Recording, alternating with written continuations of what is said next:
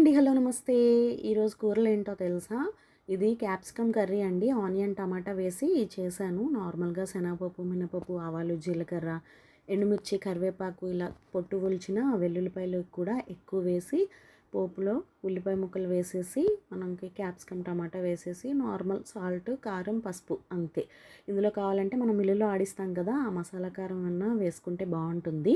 ఇంకా ఇదైతే పప్పు అనమాట. ఎప్పుడు నేను రోజు చేస్తున్నట్టే కందిపప్పు, ఎర్ర కందిపప్పు మిక్స్ చేసి ఓన్లీ ఉల్లిపాయలు మాత్రమే వేశాను. ఎక్కువ ఉల్లిపాయలు వేసి చేశాననమాట.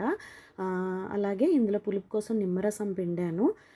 ఎక్కువ ఉల్లిపాయలు వేసానని తీపిగా ఉంటుందనుకోవద్దు. బావుంటుంది. మనం దానికి తగ్గట్టు నిమ్మరసం యాడ్ చేస్తే బావుంటుంది. ఇంకా ఇదైతే ఎండావకాయ అనమాట. పప్పులో నంచుకొని తినడానికి బావుంటుందని తీశాను. ఇదైతే నేను చేసింది కాదండి. ప్రతి ఇయర్ సమ్మర్‌లో పచ్చళ్ళు పెడతారు కదా! ఆవకాయలు. సో, పెద్దమ్మ ఇస్తూ ఉంటారనమాట. అక్క, పెద్దమ్మ ఇద్దరు కలిసి పెట్టిన ఆవకాయ అది. చాలా చాలా బావుంటుంది. ఇంకా ఈరోజు రెసిపీస్ అయితే ఇవన్నమాట.